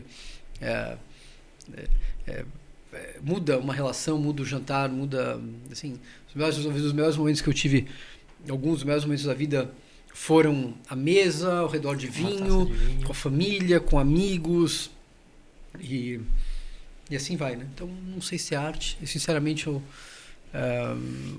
se for, eu estou devorando muita arte. Eu vou continuar a devorar muita arte. Nós somos bonzinhos também. Enquanto o médico não virar e falar, não dá mais, né? O que você acha que ele achou da nossa arte culinária aqui, hein? Que arte culinária? Nossa arte culinária. Ronaldo, qual que é a nossa arte culinária hoje? Nossos amigos do Rafu. Hoje nós temos mais uma vez a satisfação de receber a comida do restaurante Rafu. Mais de 60 anos no mercado, oferece as delícias da autêntica culinária árabe no delivery e em 3 endereços em São Paulo. Sabe aonde, André Gaiofá? Sei, lá na 25. 25 de março, Brigadeiro e Ibirapuera. Vocês estão lendo aqui embaixo os endereços. Caso você queira ler esses endereços, identificar, achar esses endereços com mais calma, é só entrar no site rafu.com.br. Produtos artesanais, sem conservantes, com ingredientes selecionados e elaborados para preservar o sabor dos alimentos. Tudo isso faz com que os salgados do Rafu sejam o quê? Espetaculares. Os mais queridos de São Paulo. Espetaculares. Se ele estivesse numa... como é que é? Numa SAF não, fazendo lá eleição, dando nota pra essa comida árabe aqui, hein? Daqueles concursos que ele participou, que ele não pode falar quais são, né? Não, ele não pode, não poderia nem falar que participa, então, né? dá nota 10 aqui pro Rafu, pô. Não participo de mais nada. Isso aqui já ficou... Mas eu queria explorar mais. Então, obrigado aos amigos do Rafu mais uma vez. Eu adoro esfirra folhada. Boa. Olha, eu não era fã de esfirra folhada, era uma que eu fugia. Até o Ricardo, na verdade, que é o proprietário do Rafu, ele é um amigo pessoal meu e do André, e uma vez a gente foi fazer a gente foi tomar vinho e a gente foi Foi confraria ou não? Não foi confraria, não foi, né? Não. E a gente foi no Rafu para fazer uma harmonização, ele preparou uma coisa pra gente lá, e aí quando veio a folhada, você não vai experimentar esfirra folhada, eu comi e achei espetacular. Então essa esfirra folhada realmente ela é espetacular. Fala um pouquinho pra gente, Rodrigo, essa história de avaliação de restaurantes ou de vinho, né? Como você participava de restaurantes, podemos levar para esse lado. Qual que é e hoje, sim, está cada vez mais forte, né? A história das avaliações, credenciando os restaurantes para ser o melhor, o pior ou mais ou menos, né? O Guia Michelin é uma publicação fortíssima no mundo, né? E está entrando no Brasil, ele ganha força ano a ano. Qual que é a importância, né? Quem já passou por dentro do processo? Então, né? eu acho assim, eu sou de uma fase em que, quando eu via, e ainda vejo, 3 estrelas na porta de um restaurante, eu quase me ajoelho antes de entrar, né? São 2 situações que me fazem com satisfação colocar, apesar de ser advogado, de colocar gravata, quando eu vou à ópera ou quando eu vou a um restaurante estrelado ali, que eu acho que eu gosto de pagar, né? Ou mostrar a reverência ao chefe. Porque um cara que chega a 3 estrelas é um cara que, de modo geral, ele tudo bem, tem o ego, tem a questão, mas ele tem que gostar de muita coisa em algum momento para ganhar. Ele tem que gostar de servir. Ele tem que gostar de levar aos outros prazer, satisfação. Ele tem que gostar de atender e tudo mais, né? E eu vejo isso tem muito a ver com a minha profissão. Um advogado que não gosta de servir, de resolver, de entregar, fazer com que o cliente fique maravilhado, ele não é um bom advogado. Ele pode ser um bom advogado, mas falta alguma coisa. Eu acho que tem a ver, né? Então, eu diria que não existe, na minha opinião, nada mais sério, até onde eu conheço, do que o Michelin. Eu acho que o Michelin faz, fora da França, concessões. Porque ele tem uma visão muito francesa do mundo. E se o Michelin for, por exemplo, atribuir 2 estrelas, 1 estrela para restaurantes aqui no Brasil, não vai dar para ninguém. 1 ou 2 no máximo. E aí o guia não funciona. Quem seriam os 2? Não, eu tô dando assim... Mas na sua opinião, depois você fala quais você acha. Assim, eu acho que... E depois você vai dar o seu também. Mas esse é um processo que não nasceu depois aqui. Vocês também vão dar de vocês também. Por exemplo, quando eles vão para os Estados Unidos, que é o grande mercado do planeta, eu fui a restaurantes estrelados que eram gastropubs, legal. Eram muito legais, eram deliciosos, mas eles fogem daquele estilo. Você vai a uma estrela Michelin, tem toda uma... É outra coisa. Então, aí para a Itália, nossa, a Itália é uma outra história, uma outra lógica. Então eu acho que ele vai fazendo concessões e mesmo assim funciona. Né? Eu acabei de vai se adaptando, né, também às culturas, enfim.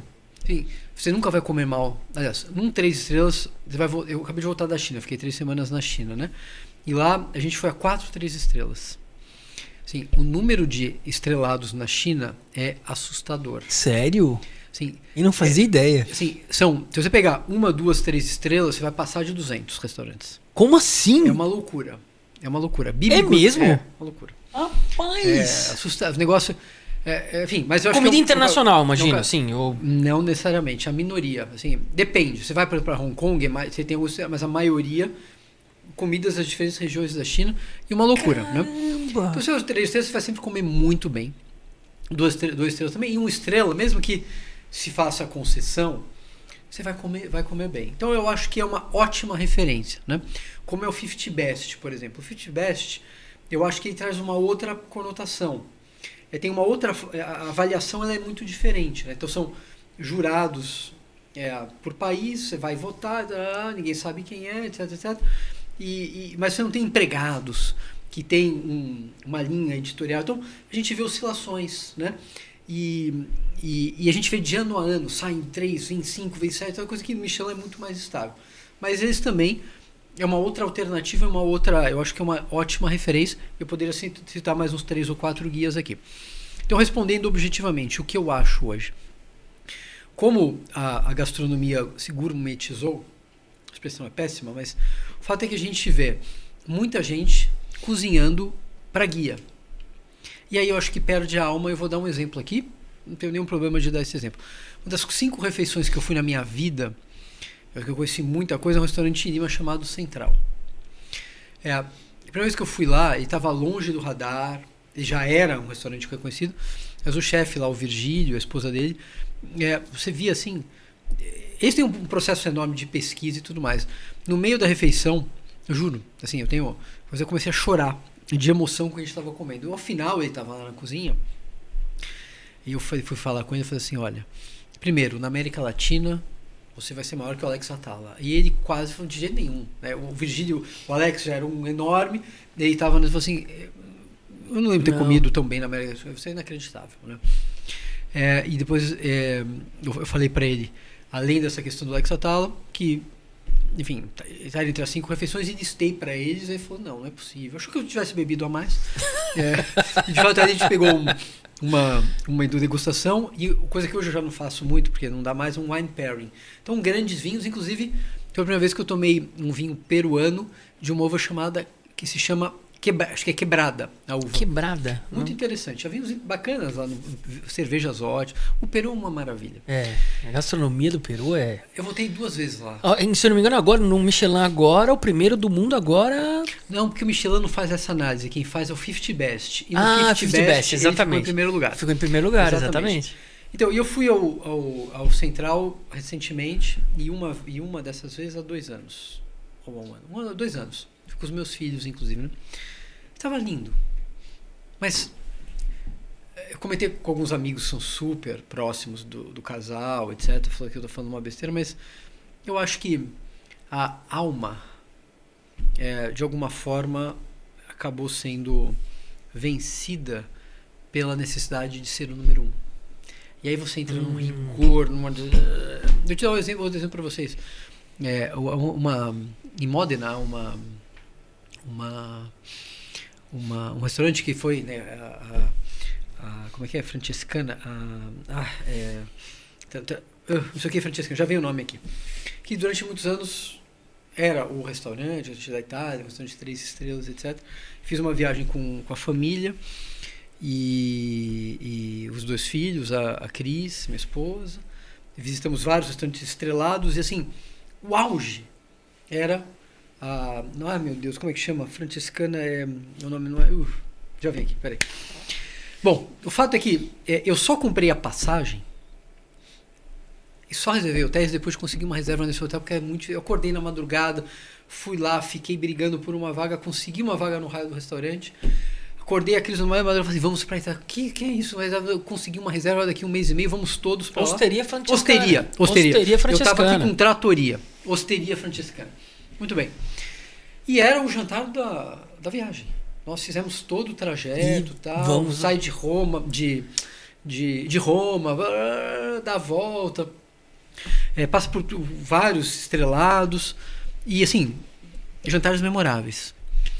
Quando a gente chega ao restaurante, o João pequenininho de gravata, a Cristina, a Olivia de vestidinho, eu também, que legal. não sei o que, blá, blá. A gente entra num ambiente anti-italiano, duro, austero, umas obras de arte pesadas, um policial tipo, olhando você com uma arma. Você vai falando e você vê que não havia ali, a palavra não é sinceridade, mas todo mundo muito pesado, porque o cara tem que ser o primeiro. Ele tem que continuar ser o primeiro, A relação com quem serve e tudo, e chegou no auge, assim, poxa, eu pedi um wine pairing, 4 menus, assim, desde que tem 2, 3 anos, meus filhos, mesmo que eles não aguentem comer nada, eu peço um menu. São 7 pratos. Eles vão dar uma bicadinha em cada. Mas eles comem os mesmos pratos que a gente gosta. Tá todo mundo curtindo, né? Chegou e falou assim, por favor, o que você tem de bebida para eles? A gente tá aqui e tal, um momento especial e tal. Para eles tem refrigerante. Aí eu comecei a rir, né? Falei, como assim? Você tá brincando? Ele falou assim, não, vai ter refrigerante. Falei, você não pode fazer um coquetel sem suco, com suco. Falou assim, água ou refrigerante? Sim, num restaurante italiano, em que você espera uma outra coisa. E antes disso, a gente tinha passado por um restaurante de 3 estrelas, em que o João, meu filho, que ama Nutella, quando ele está entrando, ele tira aqui do bolsinho dele um sachê de Nutella. Eu falei, João, você não vai mostrar isso aí lá no restaurante. Ele deu uma sorrisinho assim. O chefe vem conversar com a gente, porque eram 2 crianças, etc. No que ele vem falar, o João pega a Nutella e faz assim, pau! Aí o cara vira e fala assim, eu não acredito que você trouxe, me dá isso aqui. Aí puxou da mão do João e falou assim, espera um pouco, vai até a cozinha. E eu não sabia que ele produzia para ele uma pasta com os mesmos produtos, né? Então é uma Nutella dele, né? Aí ele traz uma Nutella boa. Enfim, ele trazia um pote desse tamanho e falou assim, isso é pra você, Nossa! para que esqueça isto aqui. E o cara, assim, é um restaurante que ficou, né? E um restaurante estrelado e tudo mais. Então eu acho que a avaliação é muito subjetiva. É impossível você falar, esse aqui tem 3, esse aqui tem 3, esse aqui é melhor, porque eu acho que ela é muito pessoal como um vinho. Você vai pegar um grande Bordeaux, esse é melhor um grande Borgonha. Eu acho que tem muito de marketing. Sim. Aquela... O que faz, né? Você fala, estou tomando tal vinho. Aquilo acho que mexe, né, com todo o nosso sistema nervoso aqui. É bom, claro, como eu posso tomar esse vinho que é ruim, mas chega num certo nível que eu acho que a sutileza isso passa a ser muito mais de uma experiência pessoal. É interessante você estar falando, nós tivemos aqui já algumas pessoas que trabalharam em restaurantes Michelin. Uma delas, inclusive, eu não estava, o Ronaldo estava aqui, que é a Maria Emília Tala. Ela trabalhou em alguns Michelin na França, em outros lugares, aqui no Brasil também, no Evai.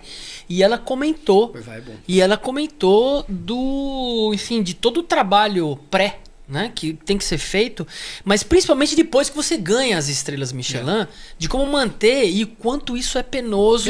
E eventualmente pode mudar algum tipo de característica, porque você precisa se manter lá em cima. Isso. Chegar já é difícil, mas se manter é mais difícil ainda. Né? Eu iria fazer exatamente esse comentário. Ela, como o André mencionou, ela trabalhou num restaurante, acho que era 1 estrela Michelin na França, 2 em Londres, e o Evai ela foi sommelier. Nos outros 2 ela não era sommelier.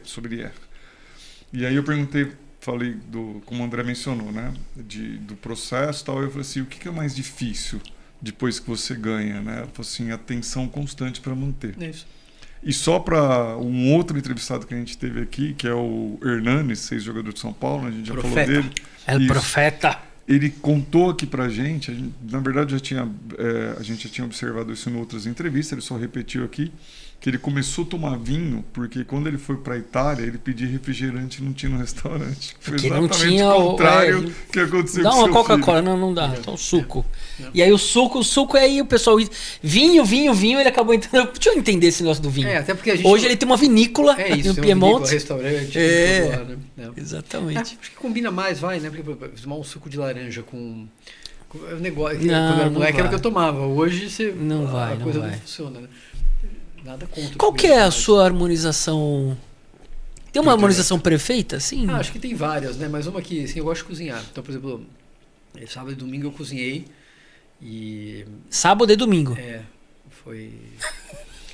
Sábado e domingo. É porque emendou, assim. A gente tinha muitos finais de semana viajando, um pra cá, outro pra lá. E esse calhou de sábado à noite eu estar com minha filha e... à noite com meu filho e minha esposa, e no domingo no almoço com ele, né? Com a minha filha, filho e filha, a gente revezou. Então eu fiz o mesmo para os dois, coisa básica, assim, a gente faz cozinha. Outro dia a gente fez um jantar em casa para 40 pessoas, a gente faz tudo lá em casa e tal, então isso é muito legal. Mas a coisa mais simples do mundo é um filé. Eu fiz o filé, que era um Denver. É uma carne que tem bastante aquela gordura. Marmoreio. Né? Farofa. E batata corada, assim. Briozinhos americanos que tem uma certa idade. Assim, carne e batata é uma loucura. Não tem como, né? Tem uma farofinha ali. Tem umas coisinhas, mas depende muito, né? Eu acho que tem peixe com certos vinhos brancos, são maravilhosos. Até uma pizza, né? No domingo à noite vai bem, né? Sim. Uma pizza de queijo? Pizza de queijo. E tem gente que não gosta de queijo. Tem muita gente que não gosta de queijo.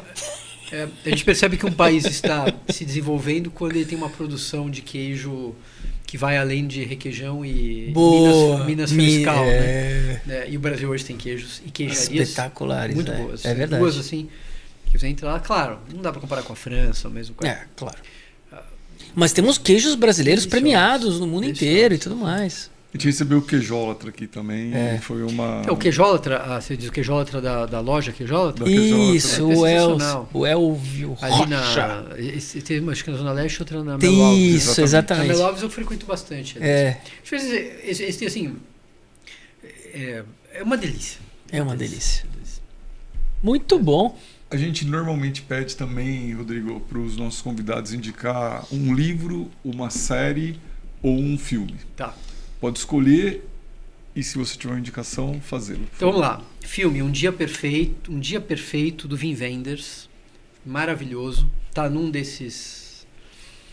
Netflix da vida uma aí. dessas, não me lembro qual. Se passa no Japão. Uma trilha sonora fantástica. De um sujeito que é um filme mais lento. Você vai acompanhar 1, 2, 3 dias da vida dele.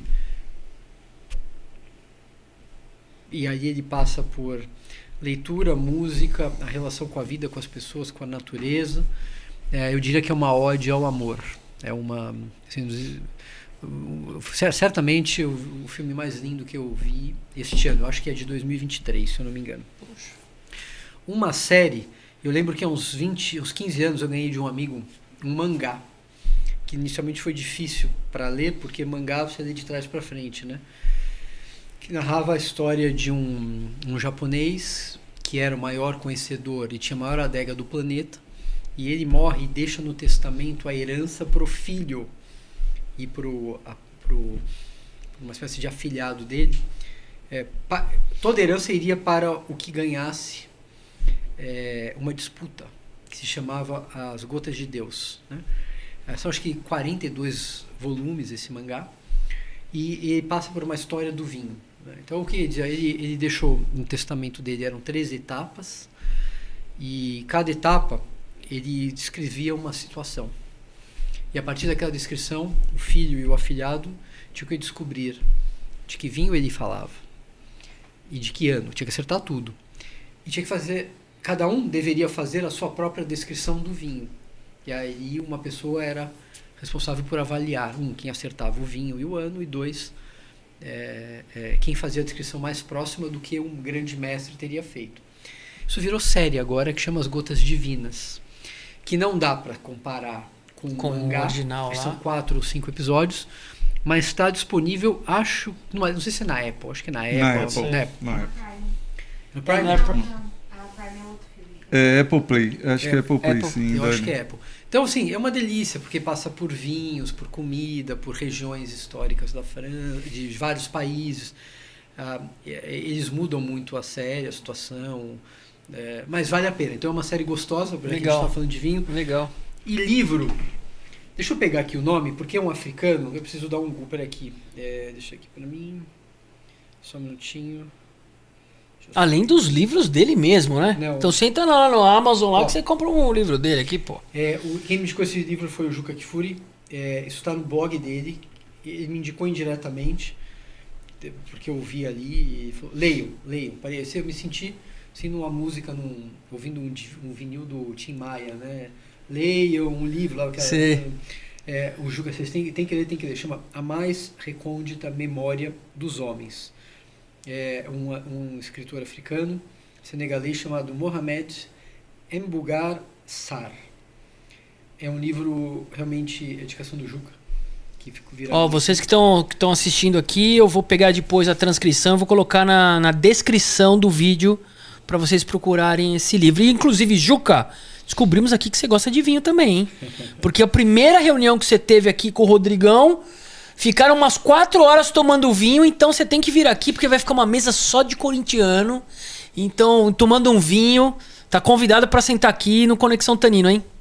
Então, essa história é linda também, fala de um escritor africano que está fazendo um sucesso em Paris e percebe que ele precisa, por vários motivos, etc., se descobrir suas origens, etc. E eu acho que a história é linda. Obrigado. A narrativa é super interessante e acho que aborda um tema essencial, que é o tema da África, né? Acho que é um continente que foi dizimado, destruído pelo colonizador, enquanto a gente não entende. Acho que tem vários problemas para resolver no mundo, mas não é disso o livro, indiretamente sim. Mas eu acho que traz luz para a maravilha. Eu fiz algumas viagens para a África recentemente. Música, comida, literatura, arte, sem falar das belezas naturais, animais e tal. Eu acho que que o mundo precisa olhar um pouco e refletir de como reparar tudo que aconteceu ali. Mas o livro é lindo, vale muito a pena. O que você achou do nosso vinho? Agora eu quero ver. Ele vai ter que falar alguma coisa agora, hein, Ronaldo? Eu Tá enrolando aqui com o vinho, hein? Vamos ver. sei qual que é o vinho, mas assim, ó, isso daqui eu Não, então. eu teria um caminho ali pra.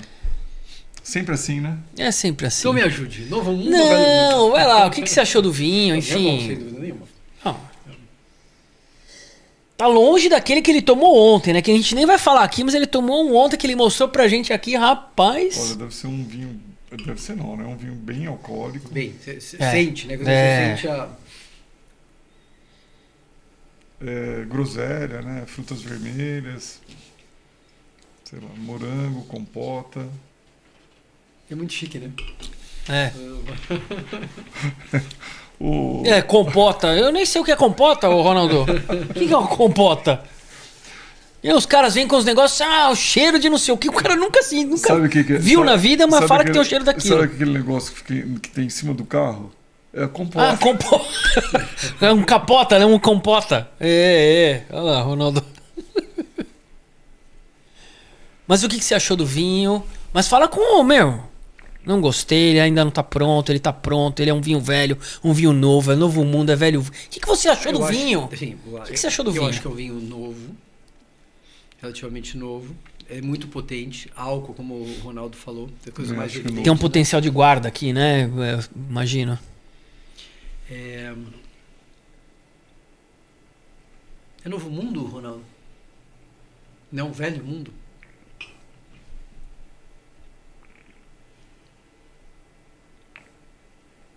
Ó, lembra daquelas degustações que você fez lá com o Manuel Beato? Não.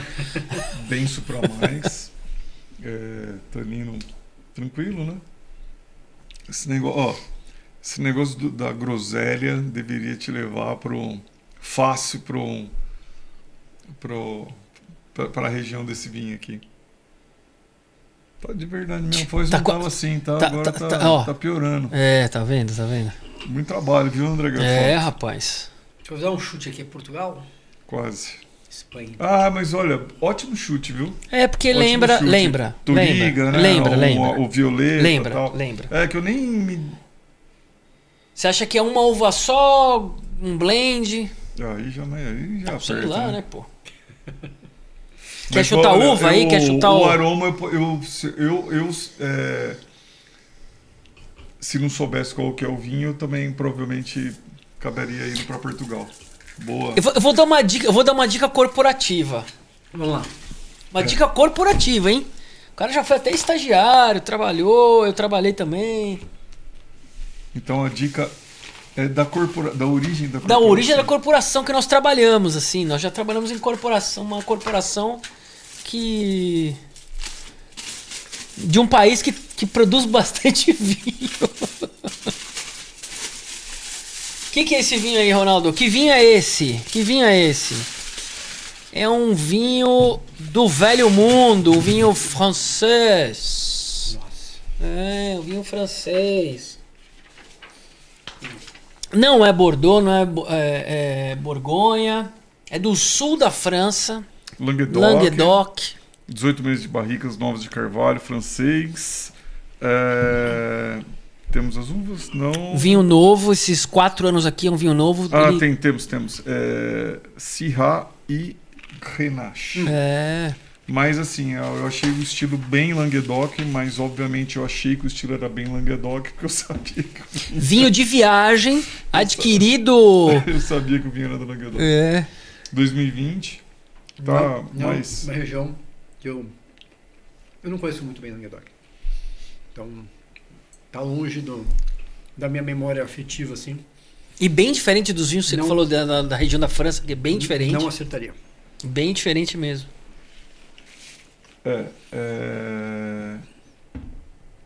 Também Languedoc é uma região que eu não conheço muito. Tá bom. Eu conheço muito Languedoc. Sul da França, pô. Mas eu acho que aí tá uma boa provocação, né? A partir daqui eu vou tomar um pouquinho mais de vinho. Da próxima eu não vou errar o nome mesmo. Eu acho que vocês vão colocar aqui.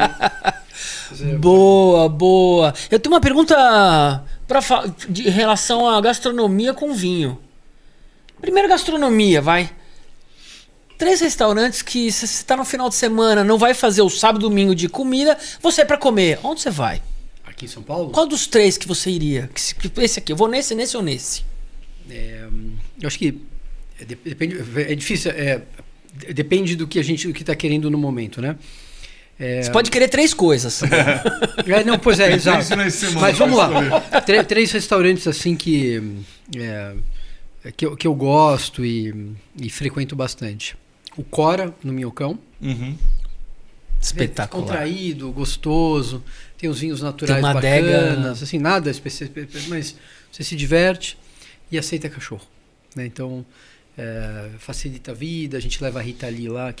Rita Lee? Então, e come-se muito bem. Ali, o chefe é um chefe argentino que cuida bem da coisa. Né? Recém-aberto. Reaberto. Reinaugurado. Agora com mudança de gênero. Antigamente era o clandestino, agora chama a Clandestina, que é o restaurante da Bel Coelho. Abriu há um mês. Clandestina? Muito eu não bom. sabia. Fica ali na vila onde antes hospedava a chefe Vivi. Que interessante. É sensacional. E inclusive, Bel, você está convidada para vir aqui. Tivemos várias chefes de cozinha aqui já. Você tem que vir aqui falar do clandestino eu fiz e uma dos live vinhos. com a Bel, inclusive. Dessa série Uma daquelas 300 mil Sim. lives que você fez lá na pandemia? Lives, uma delas foi a Essa eu também assisti. da Bel. A Bel é incrível, como pessoa, como chefe e tudo mais, né? E aí, pra gente fechar, um restaurante que a gente vai bastante também, então o Evai é um belíssimo restaurante. Boa. Então, tem perfis diferentes, né, de restaurante, de proposta. Então. Foi um perfil mais próximo do Coro Beverino, foi um restaurante que você me indicou, adoro diga-se de passagem. É que ali eu acho que é menos restaurante, muito mais uma bodega, né? O foco ali a comida é gostosa, a comida mais... Mas o foco do Ronaldo é esse, entendeu? Né? É esse. Eu adoro o Beverino. O Bruno Foi uma indicação do Rodrigo. É uma delícia. Vinhos bons, né? As pessoas mais apaixonadas por vinho que eu conheço orgânicos. Enfim, os derivados. Biodinâmico. Aliás, diga-se de passagem, eu fui num restaurante uma vez, fui jantar com o Rodrigo, chama De Segundo Restaurante, ótimo também. E lá o Rodrigo escolheu... foi com ele que você foi no De Segundo? O Rodrigo escolheu um vinho que era um Gabriel Raeli que indicou. Borgonha. Não, era um vinho da Borgonha, que depois eu vim descobrir que um sommelier amigo nosso, o Gabriel Raeli, é o responsável pelos vinhos lá de segunda. E foi nesse jantar que eu tava assim, entusiasmadíssimo com Drops of God. E aí o Rodrigo falou pra mim assim: você sabia que é um mangai? Eu falei: caramba, não, ele tem muito mais episódio que eu fui lá, comprei, comecei a ler. Enfim, quer fazer aquela última pergunta? Eu quero. Então faça, porque o projetos, futuro. O que você tá almejando aí pro futuro em relação a SAF ou não SAF ou do teu escritório? Exatamente, vou ouvir, né? Futuro, Rodrigo. Assim, em relação à SAF, eu acho que ela pode contribuir para a formação do maior mercado de futebol do planeta. E eu acho que esse é o propósito, esse é o objetivo, né? Eu acho que é isto.